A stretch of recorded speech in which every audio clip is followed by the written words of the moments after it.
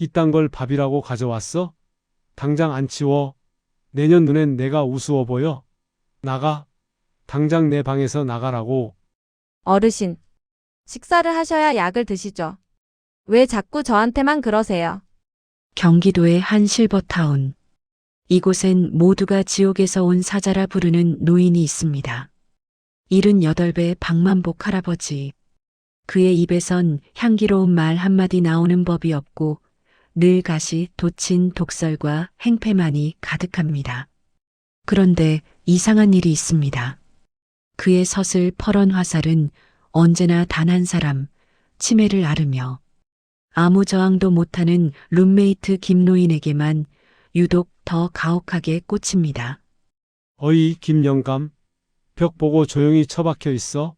한 번만 더 소리 내면 그땐 진짜 국물도 없어. 알아들어? 동료 사회복지사들은 고개를 내젓습니다. 저 노인네, 일부러 사람 괴롭히는 재미로 사는 거야. 저러다 사람 잡겠어. 당장 퇴소시켜야지. 하지만 그날 밤 신입 복지사 수지는 모두가 잠든 복도 끝에서 믿기 힘든 광경을 목격합니다. 어두운 방 안, 박 노인이 피투성이가 된 자신의 등을 보이며 김 노인을 온몸으로 감싸 안고 있었습니다.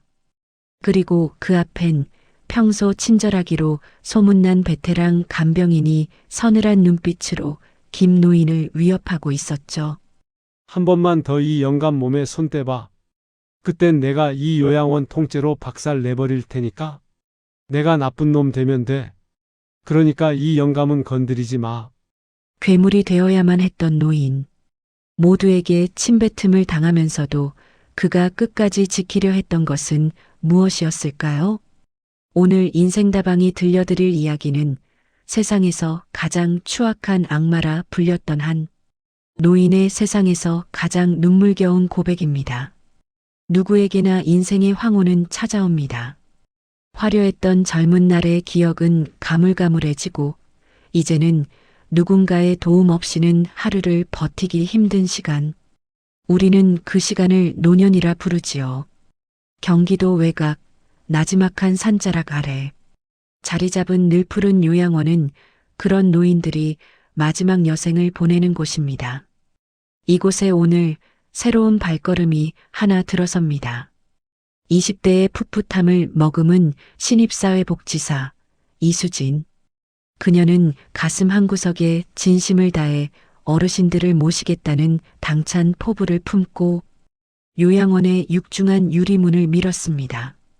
하지만 그녀를 기다리고 있는 것은 따뜻한 미소만이 아니었습니다. 자, 수진아. 할 수 있어.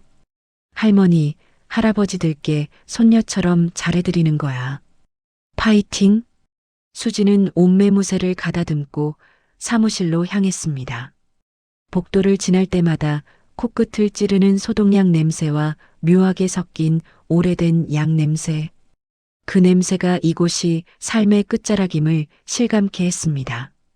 사무실에 들어서자 베테랑 간병인인 조 팀장이 그녀를 맞이했습니다. 어머, 신입쌤이네. 인상이 참 좋네.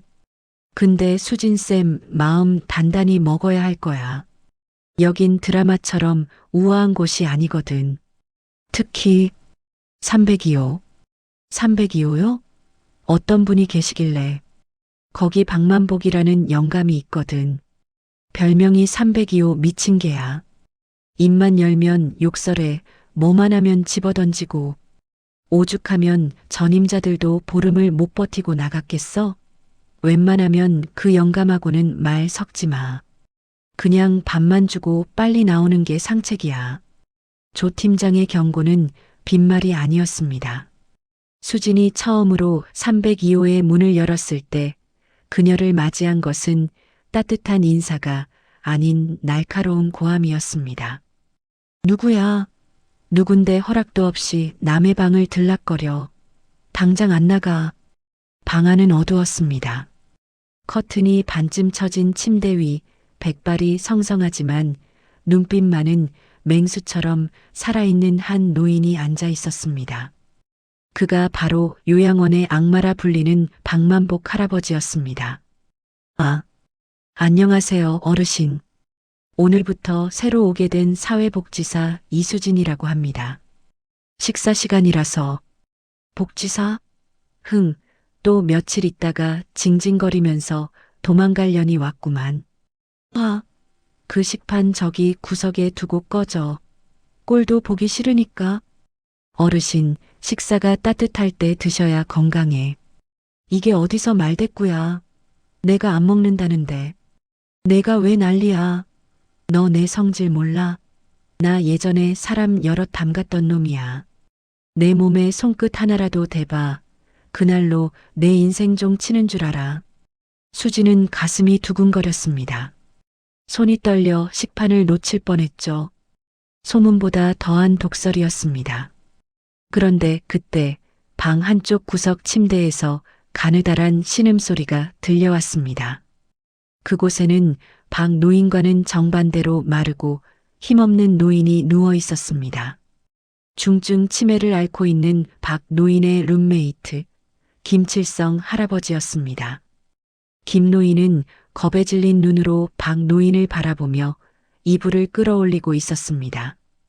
야, 김영감, 뭘 봐. 눈깔 안 깔아? 너 어제처럼 또 밤에 소리 지르기만 해봐. 아주 입을 꿰매버릴 테니까. 박 노인의 험악한 태도에 김 노인은 어깨를 들썩이며 눈물을 글썽였습니다.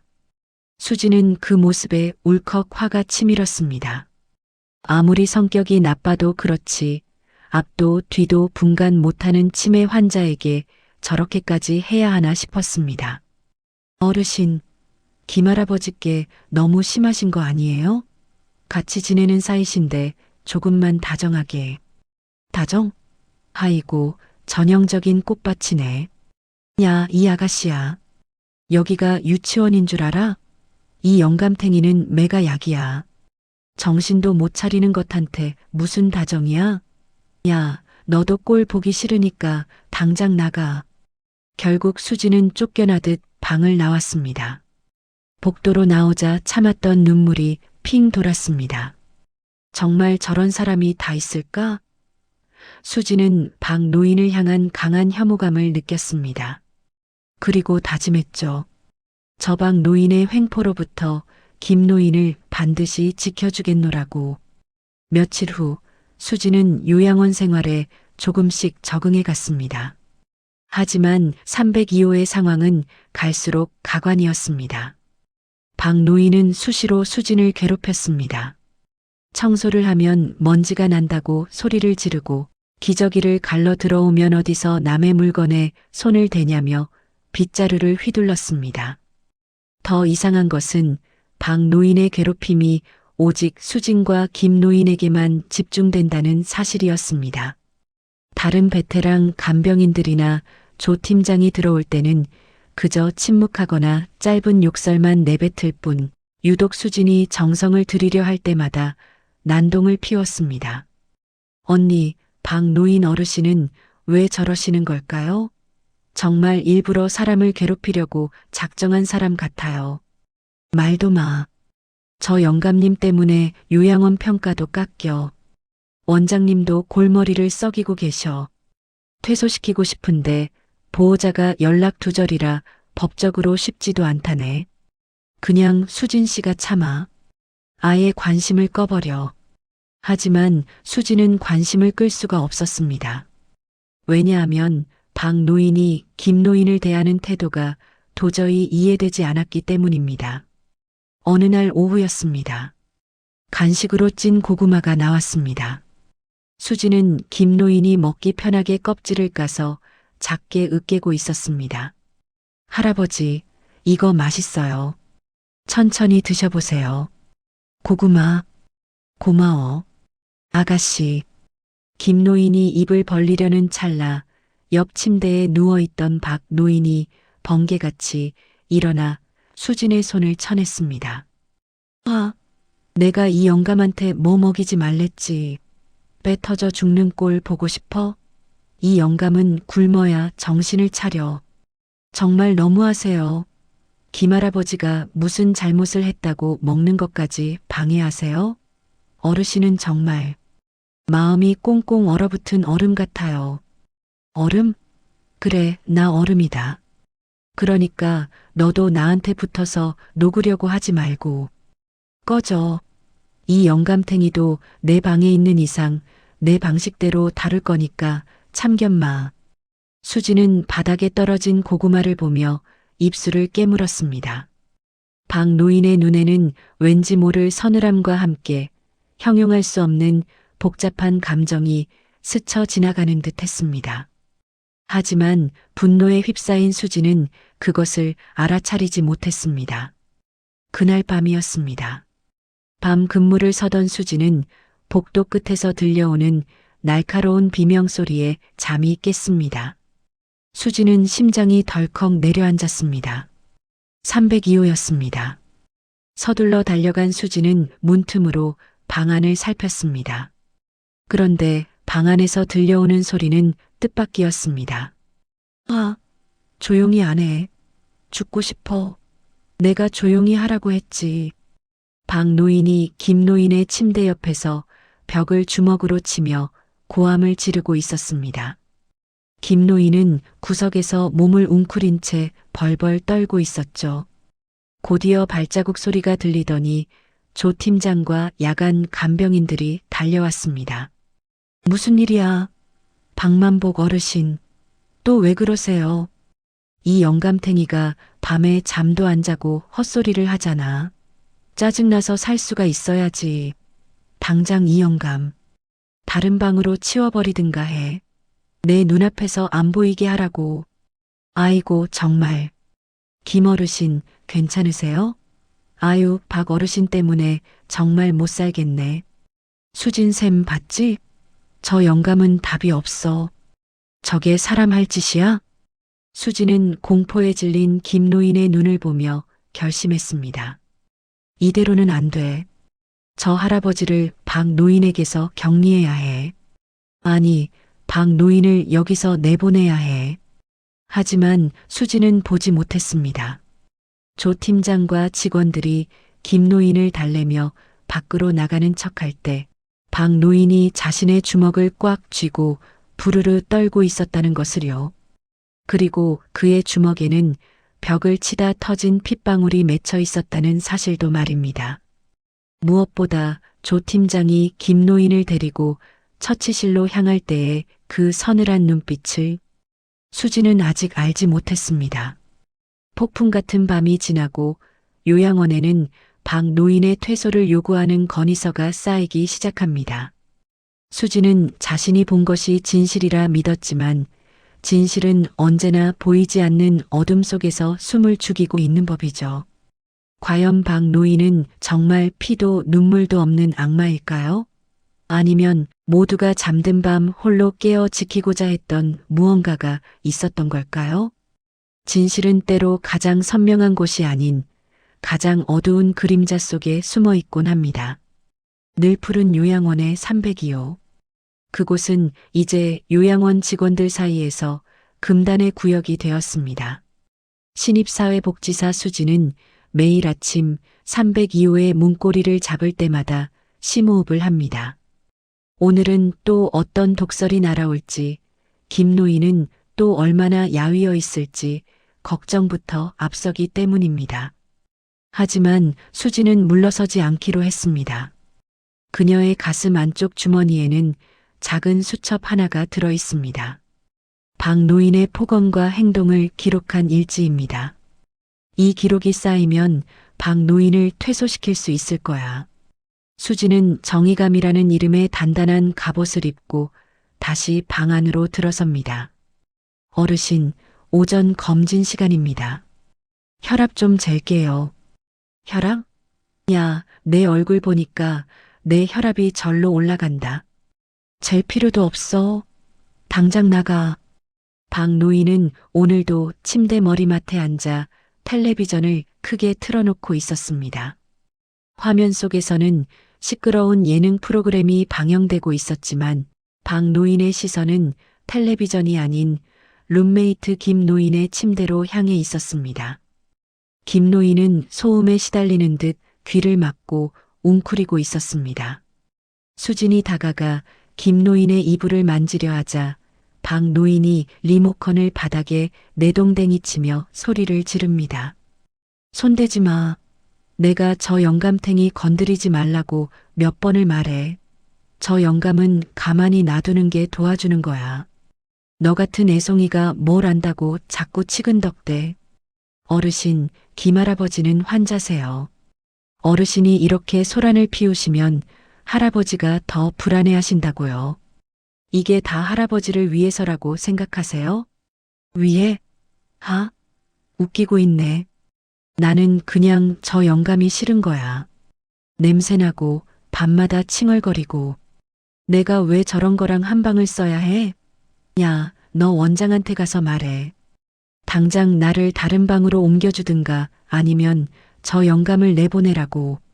수지는 할 말을 잃었습니다. 저토록 노골적인 혐오라니. 수지는 꾹 참고 김 노인의 상태를 살핀 뒤 방을 나왔습니다. 복도에서 마주친 조 팀장은 수진의 어깨를 토닥이며 한숨을 내쉬었습니다. 수진 쌤 고생이 많네. 박 영감이 또 난리야? 아휴, 저 양반은 전생에 무슨 원수가 졌길래 김 영감한테만 저러나 몰라. 우리도 사실 손 놓은 지 오래야. 그냥 사고만 안 치길 바라는 거지. 팀장님, 정말 방법이 없을까요? 김할아버지가 너무 불쌍해요. 박 어르신만 계시면 겁에 질려 계시잖아요. 방법이야 하나뿐이지. 누군가 하나가 나가야 끝나는 싸움이야.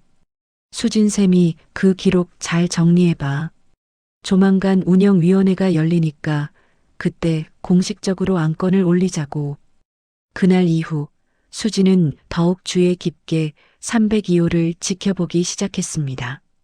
그런데 관찰하면 할수록 이상한 점들이 발견되었습니다. 박 노인의 악행에는 기묘한 규칙이 있었습니다. 그는 아무 때나 화를 내는 것이 아니었습니다. 주로 요양원 직원들이 302호 근처를 지나갈 때 혹은 특정 시간대에만 유독 목소리를 높였습니다. 어느 날 밤 야간 순찰을 하던 수지는 302호 앞에서 발걸음을 멈췄습니다. 안에서는 평소와 달리 박 노인의 고함이 들리지 않았습니다. 대신 아주 작은 속삭임이 새어나오고 있었죠. 잠들었나? 그래, 차라리 자는 게 낫다. 그래야 안 아프지. 조금만 참아라, 김영감. 조금만. 수지는 자신의 귀를 의심했습니다. 분명 박 노인의 목소리였습니다. 그런데 그 안에는 낮에 들었던 날카로운 가시가 없었습니다. 오히려 묵직한 슬픔과 애틋함이 섞여 있는 듯 했습니다. 수진이 문틈으로 들여다보려는 찰나 복도 저편에서 조 팀장의 발자국 소리가 들려왔습니다. 김영감, 너 또 눈 뜨고 있지. 당장 잠이나 처자라고. 누굴 잠 못 자게 하려고 환장했나? 박 노인의 갑작스러운 고함에 수지는 깜짝 놀라 몸을 숨겼습니다. 조 팀장이 다가와 혀를 차며 말했습니다. 박 어르신, 또 시작이세요? 밤에는 좀 조용히 하셔야죠. 다른 방 어르신들 다 깨겠어요. 깨든 말든. 저 영감이 자꾸 나를 쳐다보잖아. 무서워서 살 수가 있어야지. 저 영감. 당장 처치실로 데려가든가 해. 내 눈앞에서 치우라고. 수지는 어둠 속에서 그 광경을 지켜보았습니다. 이상했습니다.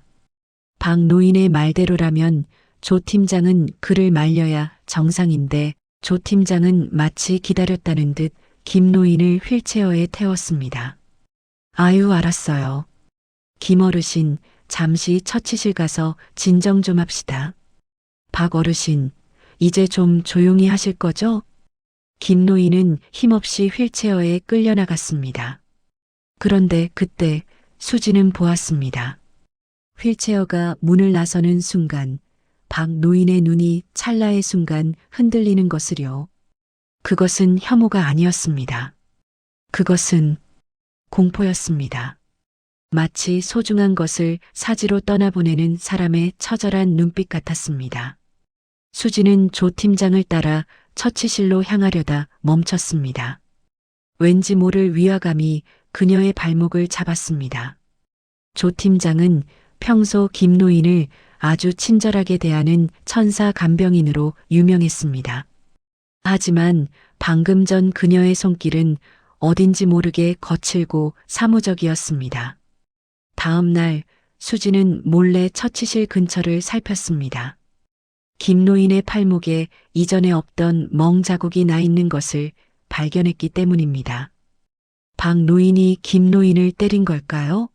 아니면 다른 무언가가 있는 걸까요?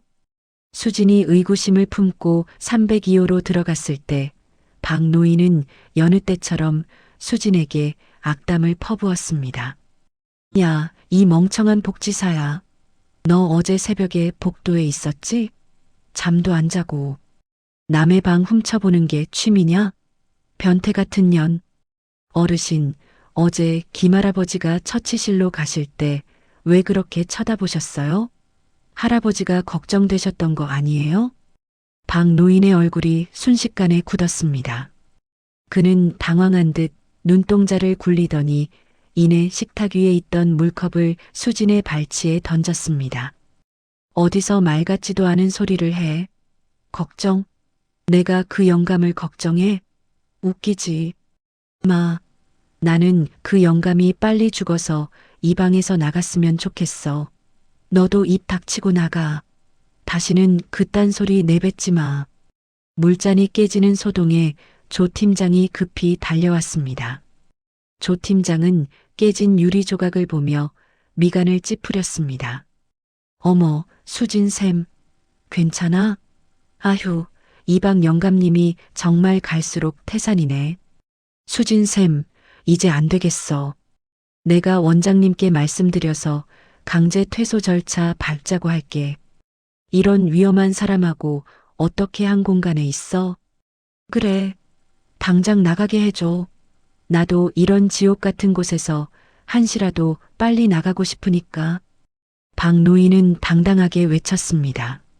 하지만 수지는 보았습니다. 박 노인의 등 뒤로 숨겨진 그의 한쪽 손이 미세하게 떨리고 있다는 것을요. 그리고 침대 밑 구석에 박 노인이 숨겨둔 듯한 낡은 손수건 한 장이 떨어져 있었습니다. 수진이 몰래 그 손수건을 집어들자 그곳에는 김 노인의 이름이 비뚤비뚤한 글씨로 수놓아져 있었습니다. 수진은 혼란스러웠습니다. 박 노인이 정말 김 노인을 괴롭히는 가해자라면 왜 이런 손수건을 가지고 있는 걸까요? 그리고 왜 직원들이 오면 더 험악하게 굴어 사람들을 쫓아내는 걸까요? 수지는 그날 밤 퇴근하지 않고 요양원 뒷마당 작은 벤치에 앉아 생각에 잠겼습니다. 머릿속에서는 박 노인의 고함과 조 팀장의 친절한 미소가 어지럽게 뒤섞였습니다. 그때였습니다. 처치실 쪽 창문에서 희미한 그림자가 보였습니다. 조 팀장이었습니다. 그녀는 주위를 살피더니 김 노인을 휠체어에 태우고 어두운 복도 끝 CCTV 사각지대로 향했습니다. 팀장님이 이 시간에 김할아버지를 데리고 어디로 가시는 거지? 수지는 본능적으로 몸을 일으켜 그녀의 뒤를 쫓았습니다. 그리고 그곳에서 수지는 평생 잊지 못할 충격적인 장면을 목격하게 됩니다. 요양원의 천사라고 불리던 조 팀장의 진짜 얼굴, 그리고 박 노인이 그토록 미친 개처럼 지저대야만 했던 눈물겨운 이유의 실마리를 말입니다. 타겟은 정해져 있었습니다. 하지만 그 타겟은 김 노인이 아니었습니다. 박 노인이 그토록 필사적으로 막아서고 있었던 진짜 악마는 따로 있었던 것이죠. 세상에는 보이지 않는 곳에서 더 치열하게 벌어지는 전쟁이 있습니다. 총성도 함성도 없지만 누군가의 영혼을 갉아먹는 전쟁. 늘 푸른 요양원의 밤은 평화로워 보였지만 그 어둠 속에서는 수진이 상상조차 못했던 일들이 벌어지고 있었습니다. CCTV의 붉은 불빛조차 닿지 않는 복도 끝 세탁실 옆 작은 구석. 수지는 숨을 죽인 채 벽 뒤에 몸을 숨겼습니다. 멀리서 들려오던 휠체어 소리가 멈추고 친절함의 대명사였던 조 팀장의 목소리가 들려왔습니다. 하지만 그 목소리는 수진이 알던 것이 아니었습니다. 영감님, 내가 말했지? 밤에 소리 지르면 나 힘들다고. 내가 힘들면 영감님도 힘들어지는 거야. 왜 자꾸 말을 안 들어? 수지는 살짝 고개를 내밀어 상황을 살폈습니다. 조 팀장은 휠체어에 앉은 김노인의 턱을 거칠게 치켜들고 있었습니다. 김노인은 겁에 질려 눈도 못 마주친 채 온몸을 부들부들 떨고 있었죠. 조 팀장의 손에는 차가운 물이 든 분무기가 들려 있었습니다. 졸려? 잠이 와? 아까 박 영감이 소리 지를 때 같이 지랄했어야지. 이제 와서 왜 순한 양인 척이야? 자, 정신 좀 차리자고. 차가운 물세례에 김노인이 받은 기침을 내뱉었습니다. 수지는 당장이라도 튀어나가고 싶었지만 발이 떨어지지 않았습니다. 그때였습니다. 302호의 문이 거칠게 열리는 소리가 복도에 울려 퍼졌습니다. 조 팀장, 너 거기서 뭐해? 내 방 영감탱이 데리고 나가서 뭐하냐고. 당장 안 데려와. 박노인이었습니다. 그는 맨발로 복도에 나와 삿대질을 하며 조 팀장을 향해 달려왔습니다.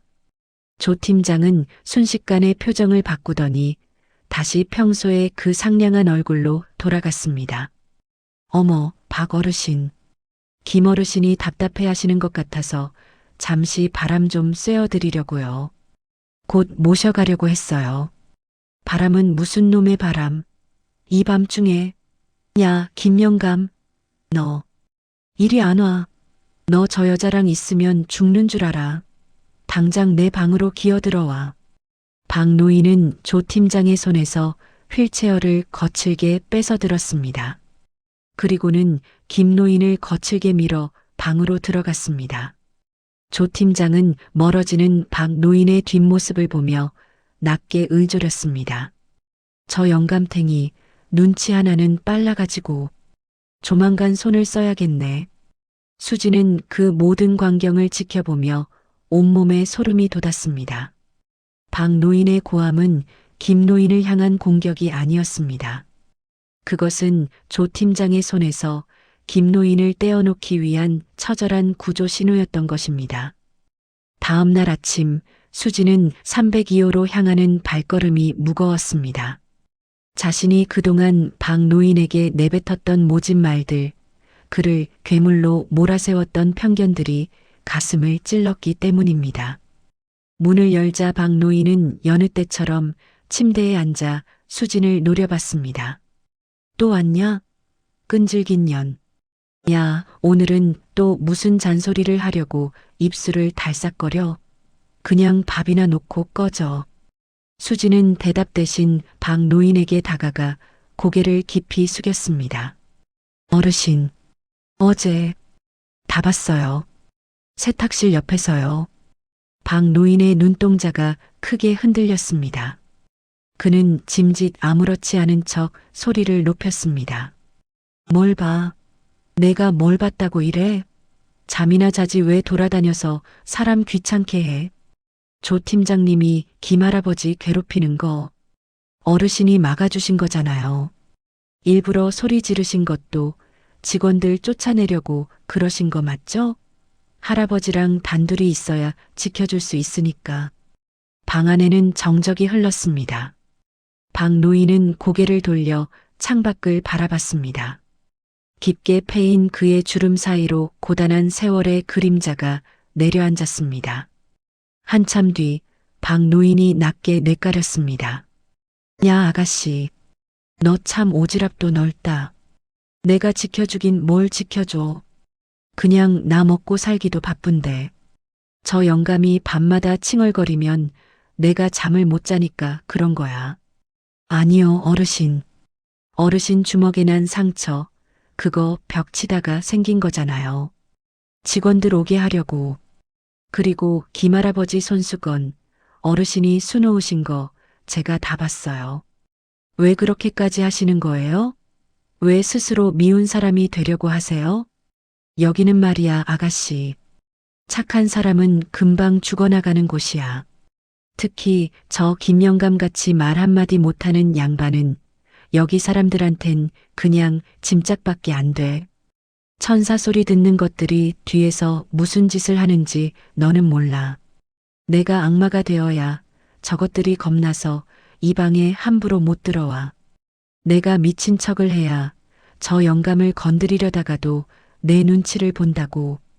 박 노인의 목소리는 떨리고 있었습니다.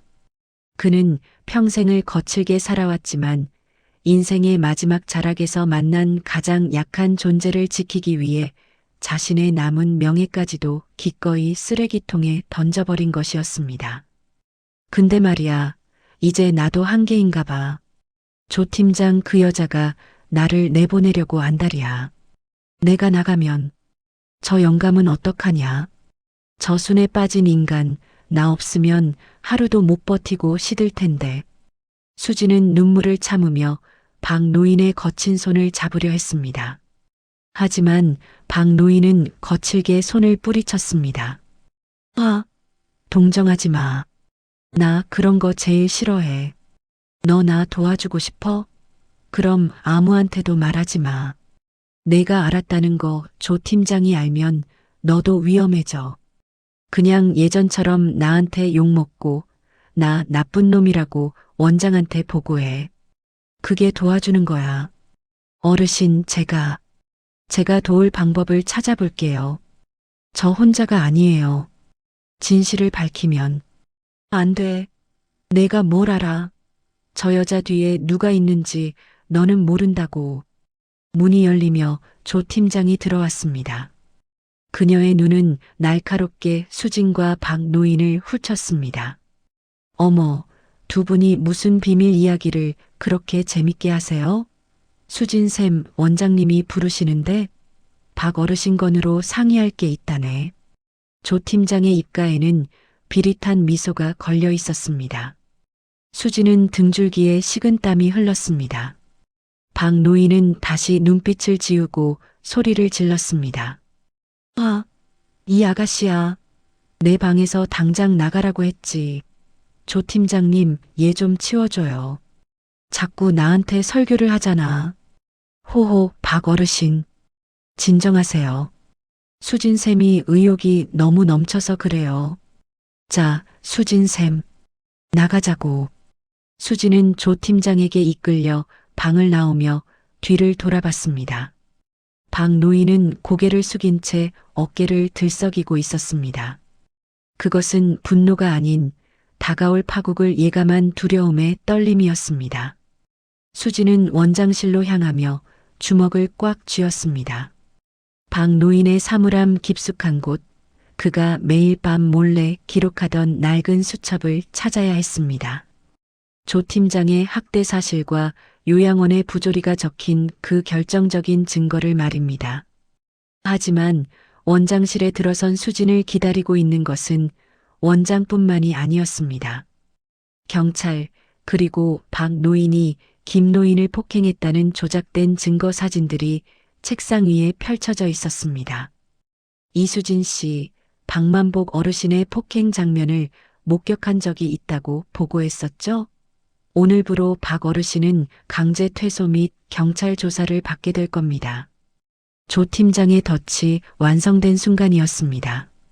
박 노인은 이제 지키려던 사람을 때린 가해자로 낙인 찍혀 쫓겨날 위기에 처했습니다. 수지는 떨리는 목소리로 입을 열었습니다. 아니요. 아니요, 원장님. 그 사진은 거짓입니다.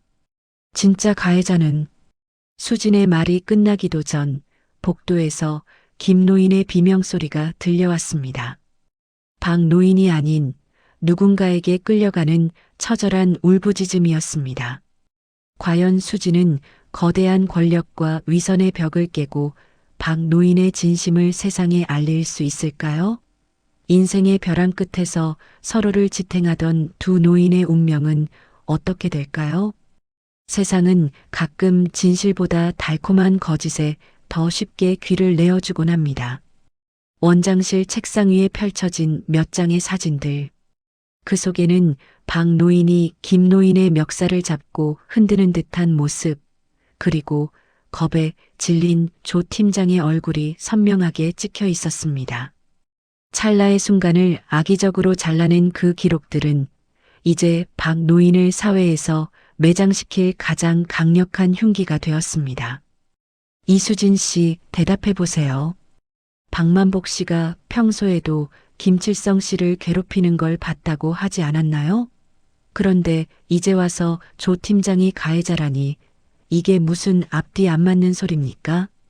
아니에요, 원장님. 그건 박 어르신이 김할아버지를 지키려고 일부러 소동을 피우신 거예요. 조 팀장님이 김할아버지를 학대하는 걸 보셨거든요. 제발 제 말을 믿어주세요. 수진쌤 정말 실망이야. 내가 쌤을 어떻게 챙겨줬는데. 박노인 저 양반이 무서워서 그러는 거야? 아니면 그 양반한테 무슨 협박이라도 당한 거야? 어떻게 이런 거짓말을. 조 팀장의 연기는 완벽했습니다. 떨리는 목소리와 억울하다는 듯한 몸짓에 원장은 이미 마음을 굳힌 듯 했습니다. 수지는 입술을 깨물었습니다. 물증이 없었습니다. 박 노인이 숨겨둔 수첩도 아직 손에 넣지 못한 상태였죠. 그때 복도 저편에서 박 노인의 거친 함성이 들려왔습니다. 아, 조 팀장, 이 여편네야. 어디서 구린내가 나나 했더니 여기서 사기를 치고 있네. 야, 원장. 그 사진 내가 찍으라고 시킨 거야. 내가 김영감 때린 거 맞으니까 경찰 부르라고. 당장 부르란 말이야. 수진은 경악했습니다. 박 노인은 수진의 구원을 거절하고 스스로 가시밭길로 뛰어들고 있었습니다. 그는 수진과 눈이 마주치자 아주 짧게 고개를 저었습니다. 너까지 다치지 마라는 무언의 명령이었습니다. 결국 경찰이 요양원에 도착했습니다. 박 노인은 수갑을 찬 채 연행되기로 결정되었죠. 그가 방을 떠나기 전 마지막으로 짐을 챙길 시간이 주어졌습니다. 조 팀장은 승리자의 미소를 머금은 채 박 노인을 감시하며 302호로 향했습니다. 수지는 멀리서 그들을 쫓았습니다. 그리고 302호 안에서 벌어지는 마지막 대화를 들었습니다. 영감님, 그러니까 적당히 하셨어야지. 왜 사사건건 내 앞길을 막아? 이제 저 모자란 김영감은 누가 지켜줄까? 경찰서 가서 한 며칠 썩고 오면 이 영감님은 이미 이 세상 사람이 아닐 텐데. 내년이 사람이냐? 금수만도 못한 년. 내가 없어도 하늘이 널 가만두지 않을 거다. 하늘? 하늘이 어디 있어? 돈이 하늘이지. 영감님 퇴소 처리되면 김영감은 내가 아는 무허가 시설로 보낼 거야. 거기선 밤새 소리를 질러도 아무도 모를 테니까. 아, 물론 영감님 수첩도 내가 벌써 태워버렸지. 수지는 복도에서 주먹을 쥐었습니다. 조 팀장은 이미 박 노인의 증거물까지 없앤 상태였습니다. 하지만 그때 방 안에서 예상치 못한 소동이 벌어졌습니다.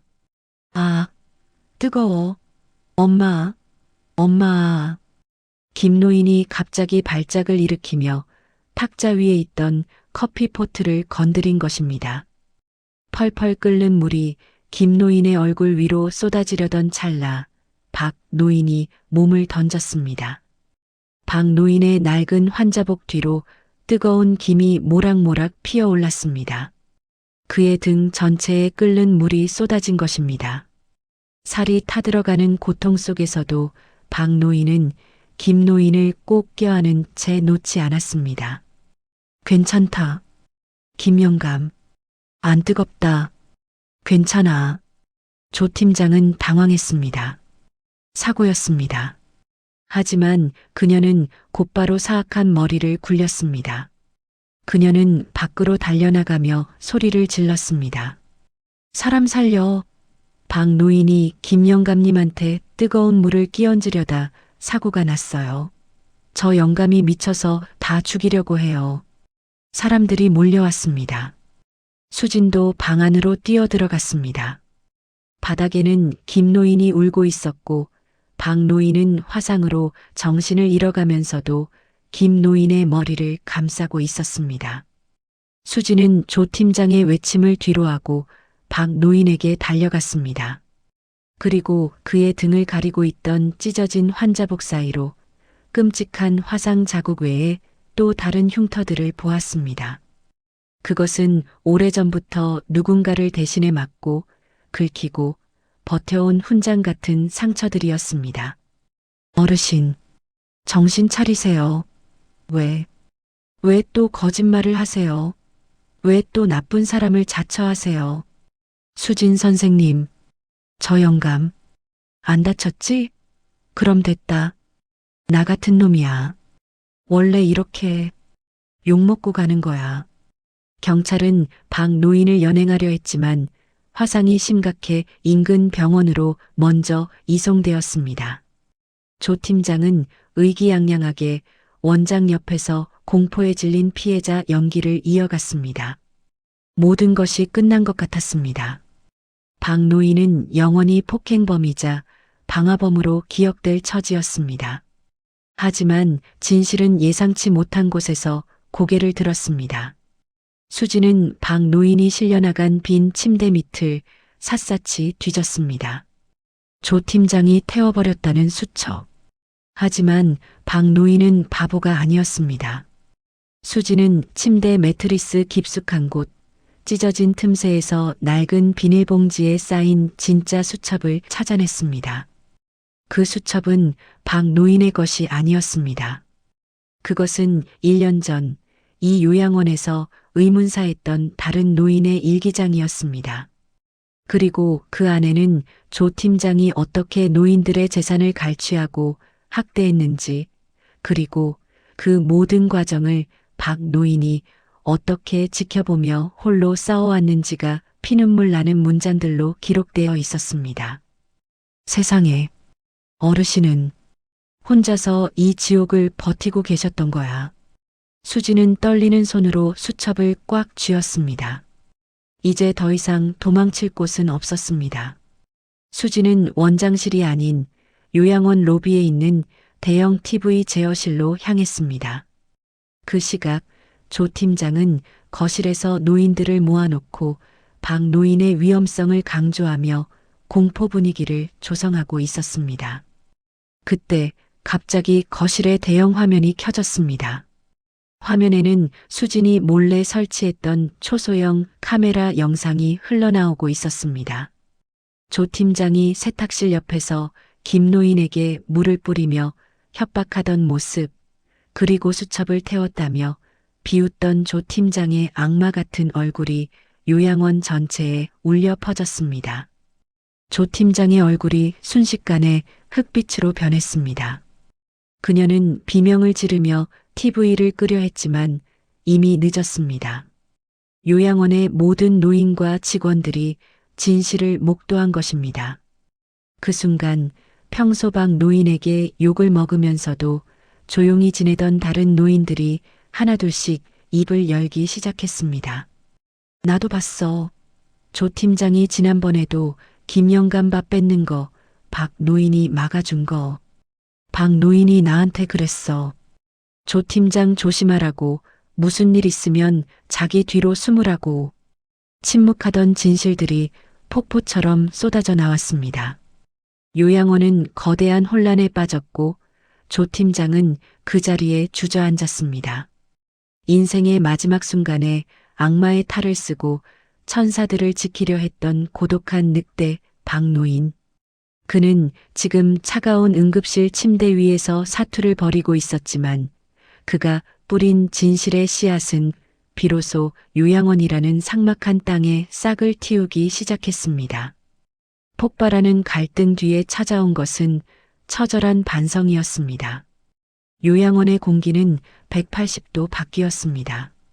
하지만 수진의 마음은 여전히 무거웠습니다. 그녀는 박 노인의 병실로 달려갔습니다. 과연 그는 수진의 목소리를 다시 들을 수 있을까요? 폭풍이 지나간 자리에는 정막이 찾아옵니다. 하지만 그 정막은 이전의 차가운 침묵과는 다릅니다. 진실이 밝혀진 늘푸른 요양원의 공기는 미안함과 회한, 그리고 뒤늦게 피어오른 온기로 가득 찼습니다. 조 팀장과 그의 동조했던 이들은 법의 심판을 받게 되었고 요양원 곳곳에 숨겨져 있던 부조리들이 하나둘 세상 밖으로 드러났습니다. 하지만 수진의 마음은 여전히 하얀 병원 침대 위에 머물러 있었습니다. 온몸에 붕대를 감은 채 사투를 벌이고 있는 박만복 어르신. 수진은 그의 곁을 지키며 그가 남긴 낡은 수첩의 마지막 장을 넘겼습니다. 그곳엔 박 노인이 왜 그토록 김 노인에게 집착했는지, 왜 스스로 악마가 되어야 했는지에 대한 답이 적혀 있었습니다. 수첩 끝자락에는 수십 년 전의 빛바랜 사진 한 장이 끼워져 있었죠. 사진 속에는 젊고 건장한 박 노인과 지금보다 훨씬 젊고 인자한 모습의 김 노인이 나란히 서서 웃고 있었습니다. 두 분, 원래 아는 사이셨던 거야? 아니, 이건... 수첩에 적힌 고백은 충격적이었습니다. 과거 박 노인은 거친 길을 걷던 이른바 주먹이었습니다.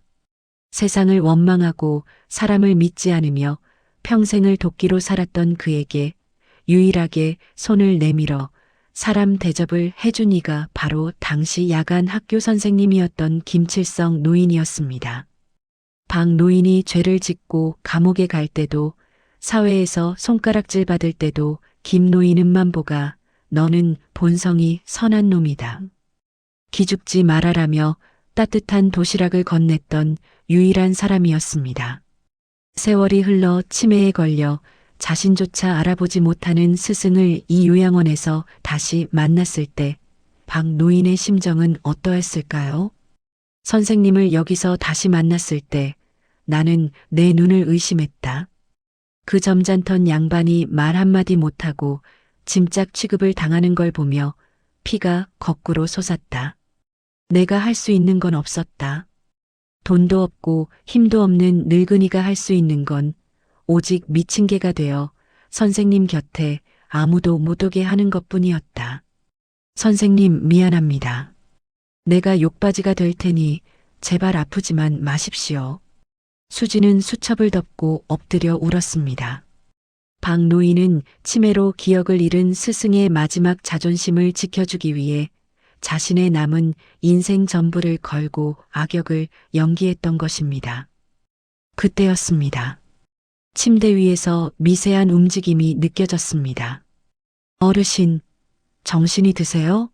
저예요. 이수진 복지사예요. 수진, 세민가, 김영감은, 선생님은 괜찮나? 네, 그럼요. 김할아버지 지금 요양원에서 아주 잘 계세요. 이제 아무도 할아버지를 괴롭히지 못해요. 조 팀장도 잡혀갔고요. 어르신이 다 하신 거예요. 어르신이 선생님을 구하신 거라고요.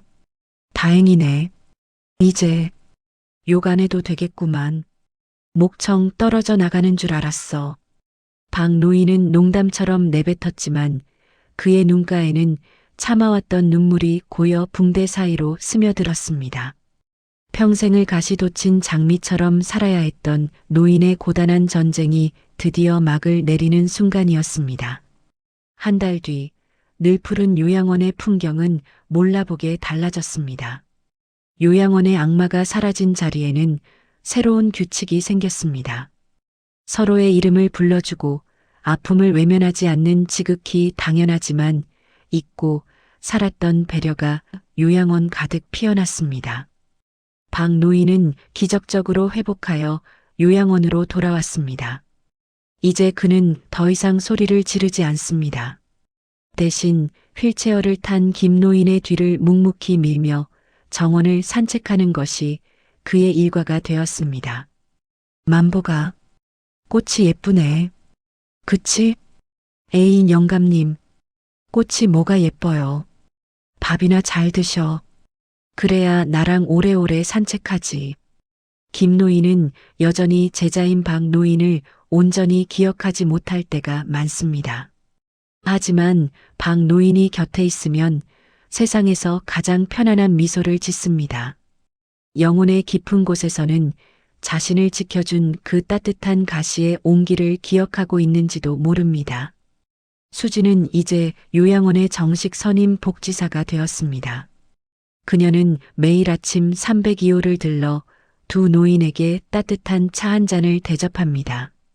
요양원 사람들은 이 광경을 보며 이곳을 인생다방이라 부르기 시작했습니다.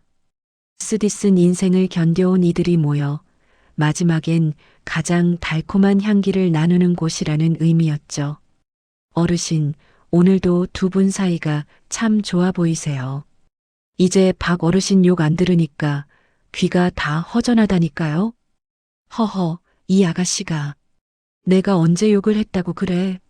나는 평생 법 없이도 살 사람이야. 안 그래요, 선생님? 그럼 우리 만복이가 세상에서 제일 착하지. 두 노인의 웃음소리가 요양원 담장을 넘어 멀리 퍼져나갑니다. 우리는 가끔 겉모습만 보고 타인의 삶을 판단하곤 합니다. 누군가 내뱉는 거친 말 한마디가 사실은 세상을 향한 비명이자 사랑하는 이를 지키기 위한 마지막 방패일지도 모른다는 사실을 잊은 채 말입니다. 박만복 어르신이 우리에게 남긴 교훈은 명확합니다. 진정한 사랑은 화려한 말잔치에 있는 것이 아니라 비바람을 온몸으로 맞으며 누군가의 우산이 되어주는 그 묵직한 뒷모습에 있다는 것을요. 지금 이 영상을 보고 계신 여러분의 곁에는 어떤 우산이 있나요? 혹은 여러분은 누구의 우산이 되어주고 계신가요? 날카로운 가시 속에 감춰진 장미의 향기처럼 여러분의 인생에도 보이지 않는 진심이 가득하기를 기원합니다. 오늘 준비한 이야기는 여기까지입니다. 구독과 따뜻한 댓글은 외로운 길을 걷는 이야기꾼에게 가장 큰 등불이 됩니다. 여러분이 느끼신 오늘의 감동을 댓글로 남겨주세요.